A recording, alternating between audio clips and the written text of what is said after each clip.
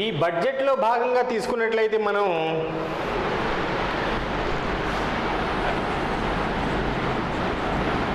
Budget అనే విషయాన్ని తీసుకున్నట్లయితే ఈ బడ్జెట్ అనేది మళ్ళీ మన భారతదేశం స్వతంత్ర అంటే భారతదేశానికి స్వాతంత్రం వచ్చిన తర్వాత ఏం జరిగిందంటే కాదు ముందే అంటే భారతదేశానికి స్వాతంత్రం రాకముందే ఈ బడ్జెట్ అనేదాన్ని సాధారణ బడ్జెట్ మరియు రైల్వే బడ్జెట్ అనే విషయాలను తీసుకోవడం జరిగింది. సాధారణ బడ్జెట్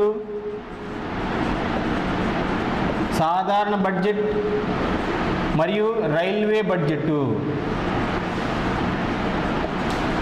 బడ్జెట్ అనేటటువంటి విషయాలు తీసుకుంది. ఈ యొక్క సాధారణ బడ్జెట్ అంటే బడ్జెట్లోంచి ఈ రైల్వే బడ్జెట్ అనేది ఎలా ఏర్పాటు చేశారంటే 1924లో అక్వర్త్ కమిటీ ద్వారా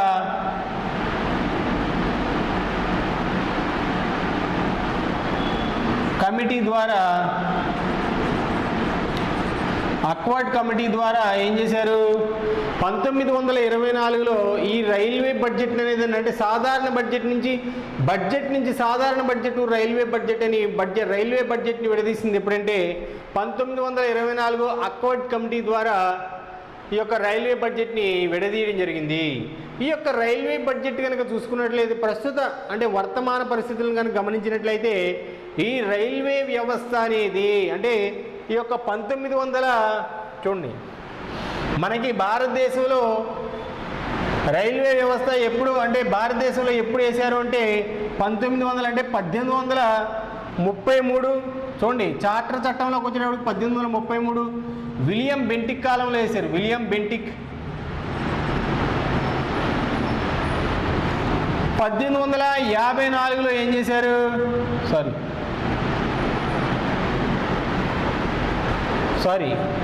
ఈ యొక్క 1854లో భారతదేశంలో డల్హౌసీ కాలంలో బొంబాయి నుంచి ఠానా వరకు వేశారు. బొంబాయి టు ఠానా వరకు మొట్టమొదటి రైల్వే లైన్ వేయడం జరిగింది. రైల్వే లైన్ మొట్టమొదటి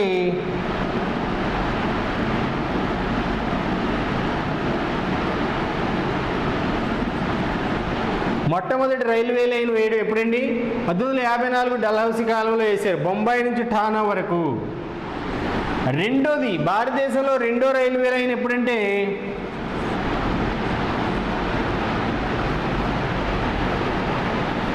కలకత్తా టు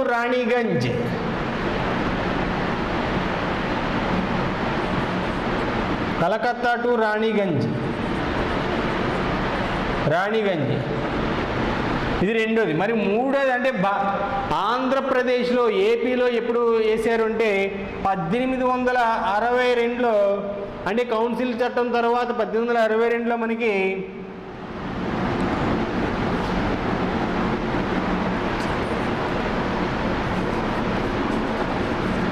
రేణిగుంట నుండి పుత్తూరు టు రేణిగుంట టు రెడ్డిపల్లి, రేణిగుంట నుండి రెడ్డిపల్లి,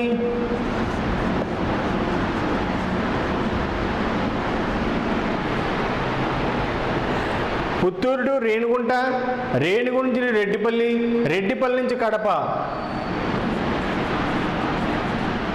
ఇలా వేయడం జరిగింది. చూసారా బడ్జెట్ నుంచి రైల్వే బడ్జెట్ని అక్వర్డ్ కమిటీ ద్వారా 1924లో దీన్ని డివైడ్ చేయడం జరిగింది.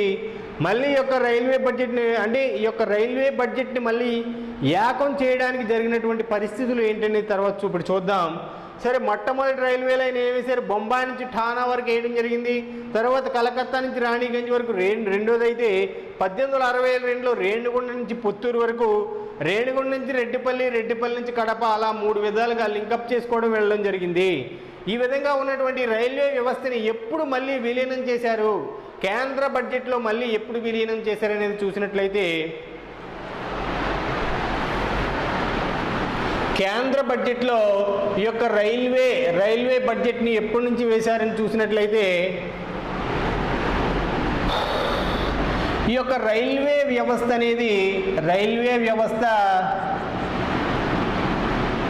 2010 నుండి చాలా తక్కువ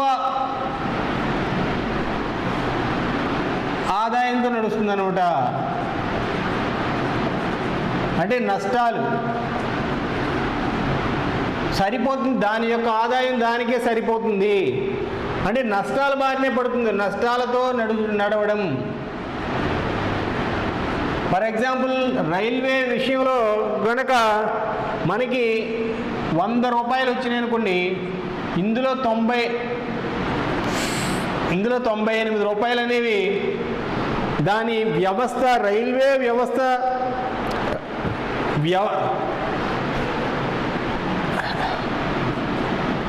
ఈ యొక్క వ్యవస్థాపనకే సరిపోతున్నాయి అన్నమాట.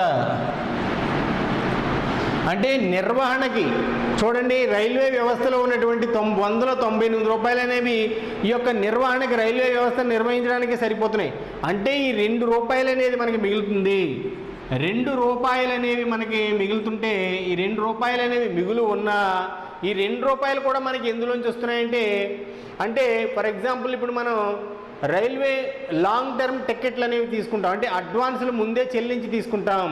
అంటే అది ఈ సంవత్సరానికి సరిపడగా ఎంత లాంగ్ ట్రావెలింగ్ టికెట్స్ అనేవి తీసుకోవడం ద్వారా దానికి ముందుగా ఇచ్చినటువంటి అడ్వాన్సులు కూడా కలిగి ఉంటే 102 రూపాయలు అనేది మనకి, అంటే 2 రూపాయలు నష్టంగానే చూపిస్తుంది తప్ప లాభంగా మాత్రం చూపించట్లేదు. అంటే కాబట్టి ఏంటంటే రైల్వే వ్యవస్థ అనేది 2010 నుంచి బాగా నష్టాల బారిన పడటంతో దీన్ని ఏం చేశారంటే, దీన్ని పునరుద్ధరించాలనే భావంతో నరేంద్ర మోడీ గారి గవర్నమెంట్ ఏం చేసిందండి, నరేంద్ర మోడీ గారి యొక్క గవర్నమెంట్ ఏం చేసిందంటే,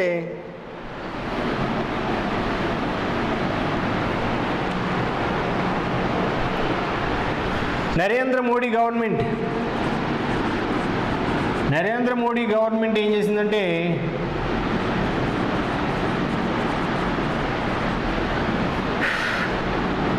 2015లో ఒక కమిటీని ఏర్పాటు చేయడం జరిగింది. ఏంటంటే వివేక్ దేబ్రాయ్ అనే కమిటీని, వివేక్ దేబ్రాయ్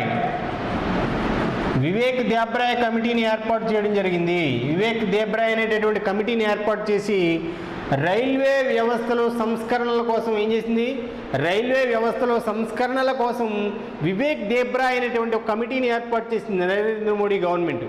అప్పుడు ఇది ఏం చేసిందంటే, ఈ యొక్క రైల్వే వ్యవస్థ యొక్క నిర్వహణ అనేది ఎలా జరుగుతుంది, దీంట్లో అసలు లోపాలు ఏమున్నాయని చూడడం కోసం ఈ యొక్క కమిటీ వేయబడిన జరిగింది. మొత్తంగా చూసినట్లయితే రైల్వే లైన్స్ అనేవి బ్రిటిష్ వారి కాలంలోనే మనకి 53,776 కిలోమీటర్ల రైల్వే లైన్ వేయడం జరిగింది.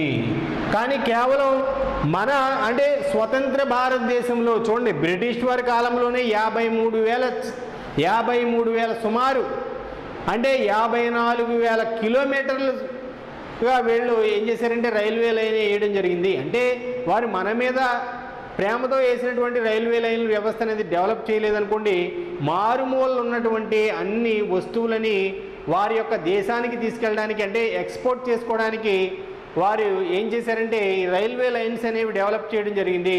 తద్వారా ఈ రైల్వే లైన్లు అనేవి 54,000 కిలోమీటర్ల దగ్గర ఈ యొక్క రైల్వే లైన్లు అనేవి ఏర్పాటు చేయడం జరిగింది. అంతేకాకుండా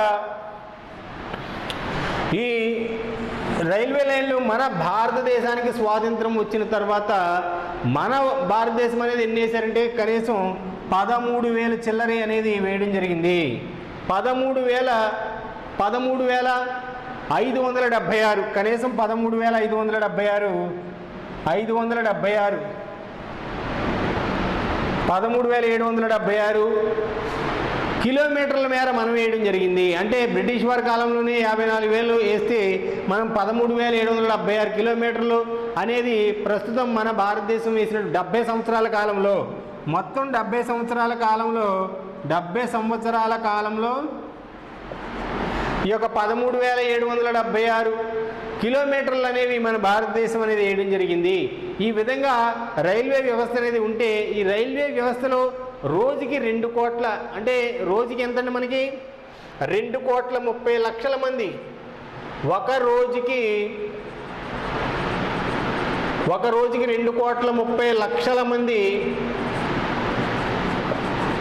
ప్రయాణిస్తుంటే అంటే ఒక రోజుకి 2,30,00,000 మంది ప్రయాణిస్తుంటే దీని యొక్క ఆదాయం అంటే అయినా కూడా నష్టాలు రావడానికి కారణం ఏంటంటే నిర్వహణ వ్యయం అనేది ఎక్కువ కాబట్టి. అంటే 2,30,00,000 మంది రోజుకు ప్రయాణం చేస్తుంటే ఈ రైల్వే వ్యవస్థలో అయినా కూడా దీనికి ఇంత నష్టాలు రావడానికి కారణం ఏంటి అనేది చూసినట్లయితే అందులో ఉన్నటువంటి సంస్కరణలు అనేవి కొత్త సంస్కరణలు తీసుకురావాలని దీనికి చెప్పడం జరిగింది. ఈ విధంగా చూసినట్లయితే భారతదేశంలో ఉన్నటువంటి రైల్వే వ్యవస్థను కనుక మనం గమనించినట్లయితే భారతదేశంలో ఉన్నటువంటి రైల్వే వ్యవస్థ ప్రపంచంలో 4వ స్థానంలో ఉంది. ప్రపంచంలో 1 అమెరికా,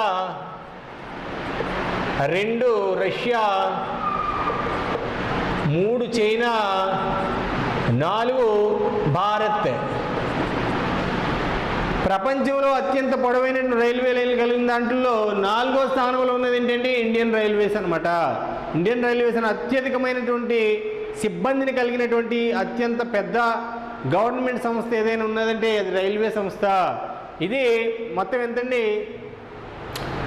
దీని యొక్క సామర్థ్యం ఎంత అంటే చాలా భారతదేశంలోని అత్యంత పెద్దదైన గవర్నమెంట్ సంస్థ రైల్వే వ్యవస్థ. ఇది ప్రపంచ దేశాల్లో 4వ స్థానంలో ఉంది. అంతేకాకుండా ఒక రోజులో 2,30,00,000 మంది ఇంట్లో ప్రయాణించినా కూడా ఇంకా అలా నష్టాల బారిన ఇది చూడడానికి కారణం ఏంటంటే నిర్వహణ వైఫల్యం అనమాట. నిర్వహణ వైఫల్యం అనేది నిర్వహణ వైఫల్యం వల్ల ఇది ఏమైందండి నిర్వహణ వైఫల్యం వల్ల ఇది చాలా నష్టాల బాటలో కూరుకుపోవడం జరిగింది. నిర్వహణ వైఫల్యం వల్ల నష్టాల భారంలో కూరుకుపోవడం జరిగింది. కాబట్టి దీనిని మనకి దీని మీద కూడా క్వశ్చన్లు అడగడం జరుగుతుంది. ఎప్పుడు విలీనం చేశారు మరియు ఎవరి యొక్క అంటే భారతదేశంలో రైల్వే బడ్జెట్ని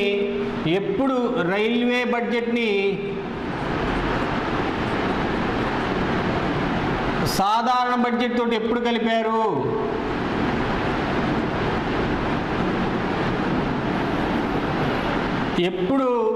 ఎప్పుడు విలీనం చేశారు?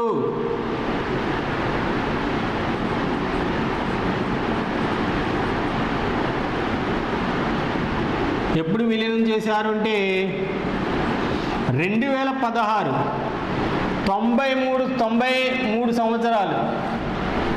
దీన్ని ఎప్పటి నుంచి అమల్లో తీసుకొచ్చారంటే 2017, 18 92 సంవత్సరాలు అనమాట.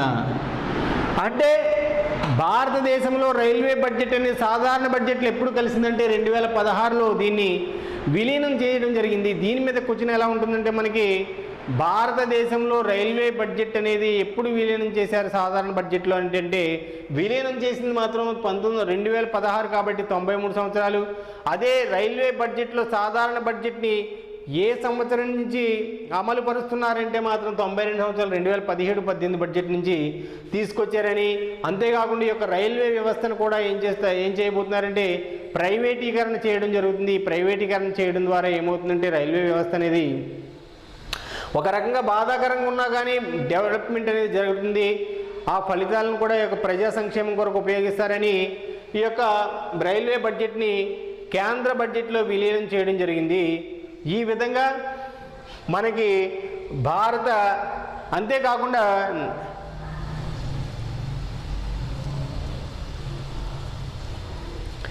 భారత రాజ్యాంగం అనేది ఏంటంటే సుదీర్ఘ రాజ్యాంగం అని అంటారు. భారత రాజ్యాంగం ఏంటంటే సుదీర్ఘ రాజ్యాంగం. భారత రాజ్యాంగం సుదీర్ఘ రాజ్యాంగంగా ఉండడానికి కారణం ఏంటంటే భారత రాజ్యాంగం అనేది 1773 లాంటి అంటే పురాతన కాలం నుంచి కూడా అంటే 1773 ప్రాచీన బ్రిటిష్ వారు వచ్చిన కొత్త నుంచి మొట్టమొదటి రెగ్యులేటింగ్ చట్టమైన 1773 నుంచి ప్రస్తుతం అంటే 1935, దాని తర్వాత 1947 అనేది మనకి స్వతంత్రాన్ని ఇవ్వడానికి చేసిన చట్టం అనుకోండి. 1935 చట్టం వరకు చేసినటువంటి ఈ చట్టాల యొక్క మూలాల సమాహారమే ఏంటి, భారత రాజ్యాంగ నిర్మాణము అనే విషయాన్ని తెలుసుకున్న తర్వాత అసలు భారత రాజ్యాంగ నిర్మాణం అనేది ఇంత పెద్దదిగా సుదీర్ఘమైనది అనడానికి కారణం ఏమిటంటే, మనకంటే సుదీర్ఘకాలం రచించినటువంటి రాజ్యాంగాలు ఉన్నాయి. ఆస్ట్రేలియా రాజ్యాంగం అనేది 9 సంవత్సరాలు దాన్ని రచించారు. ఆస్ట్రేలియా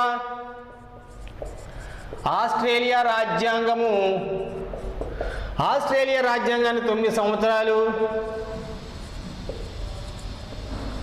ఆస్ట్రేలియా రాజ్యాంగాన్ని 9 సంవత్సరాలు రచించడం జరిగింది. అయితే మన దాన్ని మాత్రం కేవలం మనది 2 సంవత్సరాల 11 నెలల 18 రోజులు మాత్రమే పట్టింది. అయినా సరే మన భారత రాజ్యాంగాన్ని సుదీర్ఘలిఖిత రాజ్యాంగం అనడానికి కారణం ఏమిటంటే, మన భారత రాజ్యాంగం అనేది 1773 నుండి 1935 భారత ప్రభుత్వ చట్టం దాకా అనేకమైనటువంటి చట్టాల యొక్క మూలాలను సుదీర్ఘంగా తీసుకుని ఏర్పడింది. కాబట్టి దీన్ని సుదీర్ఘలిఖిత రాజ్యాంగం అంటారు. దీన్ని మన రాజ్యాంగ నిపుణుడైనటువంటి ఒక ఆయన ఐవర్ జెన్నింగ్స్ అనే ఆయన దీన్ని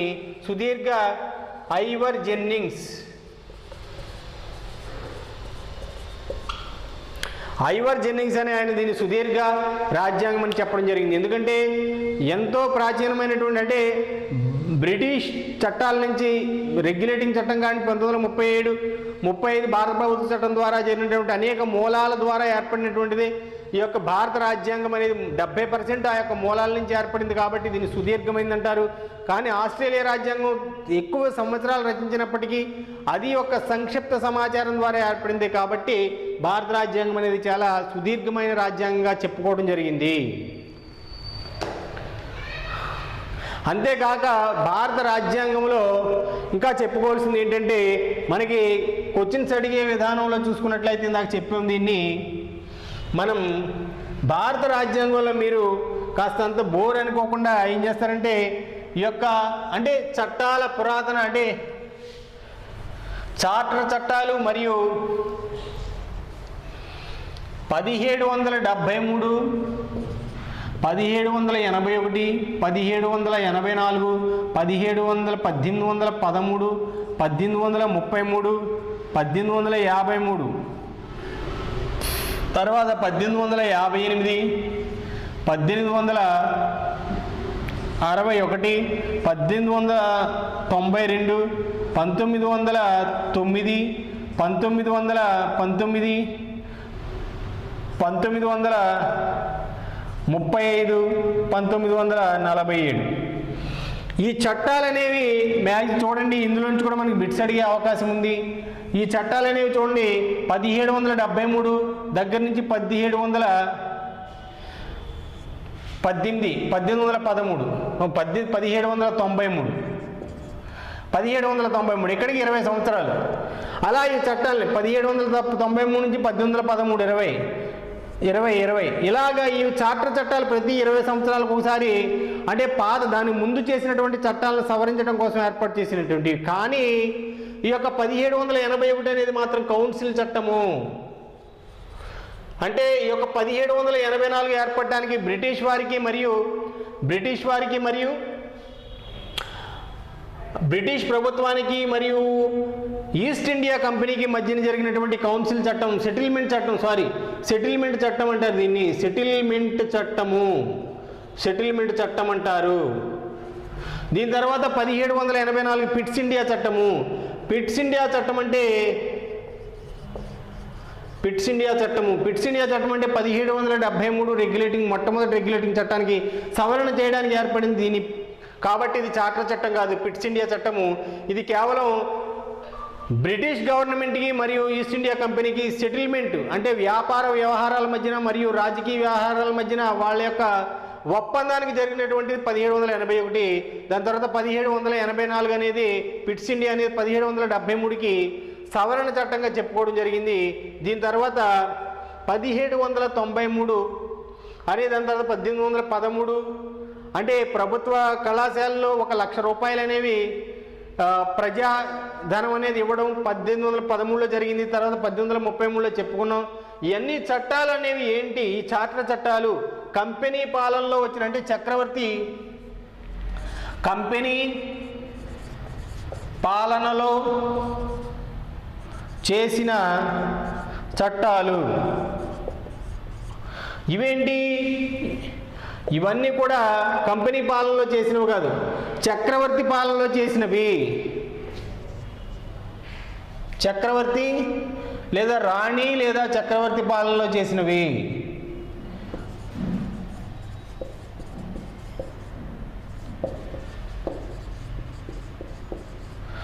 వీటిలో చూసుకున్నట్లయితే మనకి ఒక్కొక్క దానికి ఒకటి ఎవరైనా చూసుకున్నట్లయితే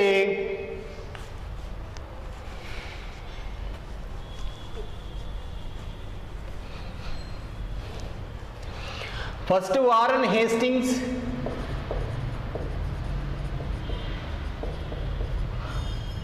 దీనికి కూడా వారన్ హేస్టింగ్స్.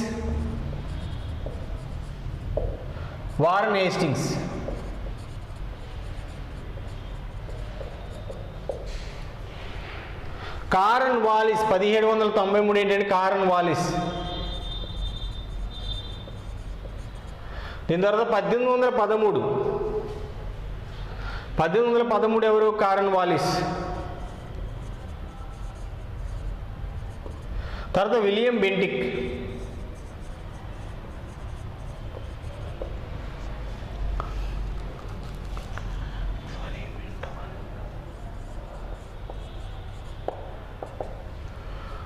తర్వాత 1853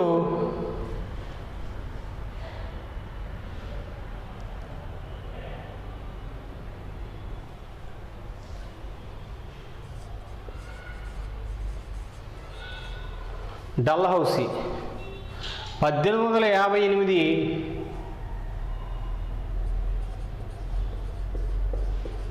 దీనికి కూడా కానింగ్. తర్వాత డౌన్స్. తర్వాత 1919 మార్లే మింటో. తర్వాత మాంటేగ్ చేమ్స్ఫర్డ్.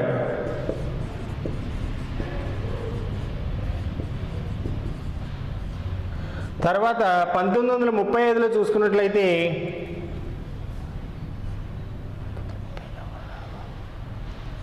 చూడండి, 1935 చట్టం చూసుకున్నట్లయితే మనకి వెల్లింగ్టన్ అనే ఆయన ఉంటాడు.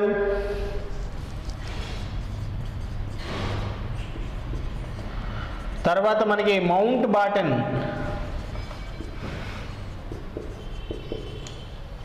చూడండి, ఈ విధంగా మనం ఈ కాస్తంత గుర్తించుకోవాలి. ఎందుకంటే వీటిలో కూడా సీక్వెన్స్ అడగడానికి ఒక పోటీ పరీక్షల అవకాశం ఉంది. కాబట్టి వారన్ హేస్టింగ్స్ అనే 1773, తర్వాత 1781 కూడా వారన్ హేస్టింగ్సే. 1784 పిట్స్ ఇండియా చట్టానికి కూడా వారన్ హేస్టింగ్సే. దీని తర్వాత మళ్ళీ మనకి 20 సంవత్సరాల తర్వాత కారన్ వాలిస్ అనే ఆయన రావడం జరిగింది. కారన్ వాలిస్ అనేది మనకి తెలుసు, జిల్లా కలెక్టర్ వ్యవస్థని మనకి తీసుకొచ్చింది. అంటే వారన్ హేస్టింగ్ దగ్గర నుంచే జిల్లా కలెక్టర్ల వ్యవస్థ అనేది సుంకర్లుగా ఉండేటటువంటి జిల్లా కలెక్టర్లని పేరు మార్చింది కూడా వారన్ హేస్టింగ్సే. దాన్ని నియమబద్ధం చేసింది కారన్ వాలిస్. తర్వాత మింటో మార్లే సంస్కరణలు మింటో 1 అనే ఆయన, ఈ యొక్క మింటో మార్లే అనే ఆయనకి ముందు వచ్చిన ఆయన మింటో అనే ఆయన లార్డ్ మింటో. తర్వాత విలియం బెంటిక్ తర్వాత డల్హౌసీ. ఈ విలియం బెంటిక్ కాలంలోనే మనకి సతీ సాగమన చట్టం చేయబడింది. ఈ డల్హౌసీ కాలంలోనే మనకి 1854లో రైల్వే వ్యవస్థ అనేది ఏర్పాటు చేయడం జరిగింది. బొంబాయి నుంచి ఠానా, రాణిగంజ్ టు కలకత్తా. అండ్ 1862లో ఆంధ్రప్రదేశ్లో ఏర్పాటు చేయడం జరిగింది. దీని తర్వాత 1858లో లార్డ్ కానింగ్ వైస్రాయ్ ఇక్కడి నుంచి భారత గవర్నర్